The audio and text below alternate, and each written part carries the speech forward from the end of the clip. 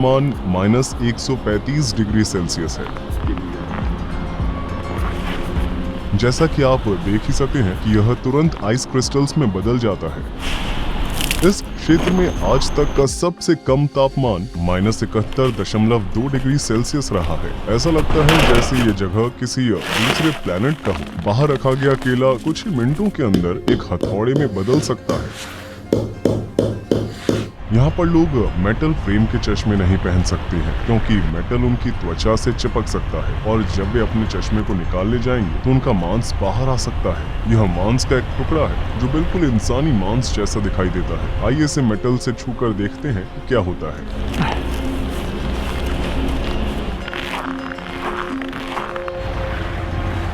जैसा कि आप देख सकते हैं ये पानी के पाइप है और इन्हें जमीन से ऊपर रखना पड़ता है क्योंकि जमीन के नीचे पूरी बर्फ जमी हुई है। बात यह है कि शहर के नीचे 100 फुट मोटी बर्फ की परत जमी हुई है।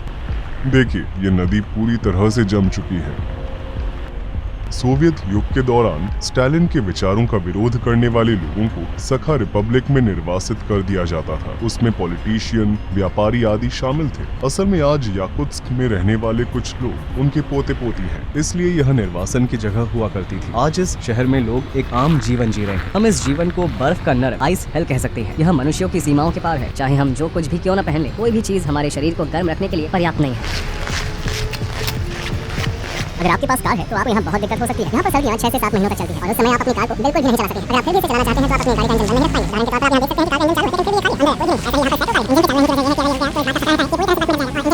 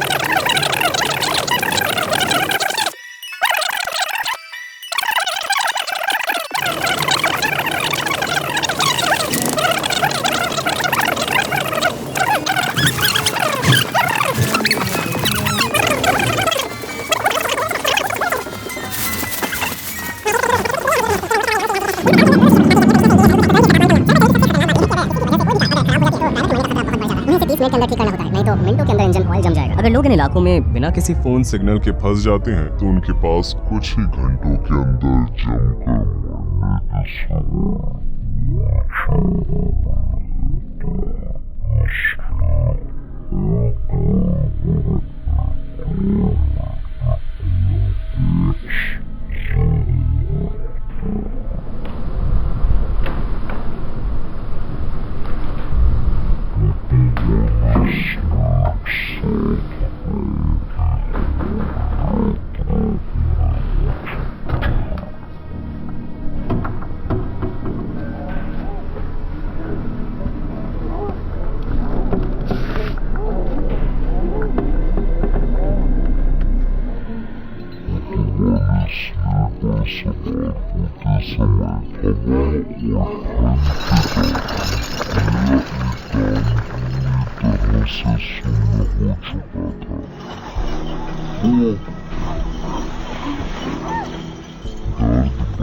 बर्दाश्त के बाहर था।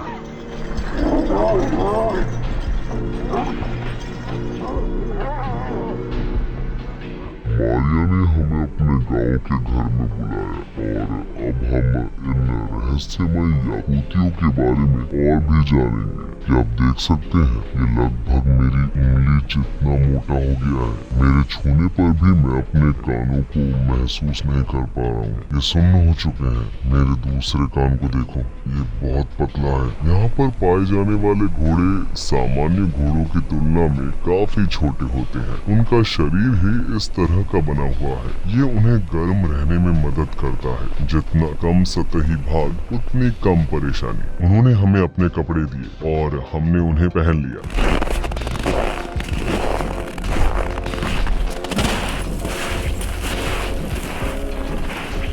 आप जमी हुई नाव को देख सकते हैं कि हम एक झील के ऊपर से गुजर रहे हैं। हमने इसे 90 डिग्री के एंगल पर मारने की कोशिश की। हमने यहाँ 20 से 25 इंच के डायमीटर का छेद किया। गाय यहाँ पर आकर अपनी पानी की प्यास को बुझा सकती हैं। हम लगातार टूटी हुई बर्फ को हटा रहे हैं। इस पानी को दोबारा पूरी तरह से जमने में कितना समय लगेगा? In 1 hour. इस गांव में गायों को सर्दियों में हमेशा खलिहान में रखा जाता है।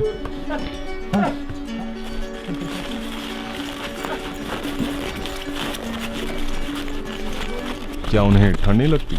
They do, of course. That's why they don't spend much time outside. ये मुझे क्या हुआ है? Your ear got frostbitten. If like it lasted longer, it will be very dangerous. उन्हें इसे काटना पड़ेगा, है ना? If they cannot save it, they can cut it because the cells are dead. For your ear, it's a traditional Yakut medicine, fat of bear. Beer. Yeah, my father took it from hunters. Oh. Yes, this will help frostbitten and also if you burn it. अगर आप इसे पीछे से देखेंगे तो आपको साफ साफ दिखाई देगा। ये सच में बहुत सूज गया है। ये लोग इसे फ्रॉस्ट बाइट कहते हैं। अगर मैं 15 मिनट और ठंड में रहा होता तो शायद मैं अपने पूरे कान को खतरे में डाल सकता था। यहाँ पर रहना कोई मजाक नहीं है। आपने अब तक का सबसे ठंडा तापमान कितना देखा है? The coldest temperature is -71 Celsius. आपके लिए ठंड क्या है? If I have good clothes, if I have enough clothes, before -40 it's not like real winter temperature for me. -41, -48 it's like fine. Below -48 it's cold, and below -52 it's very cold. And every degree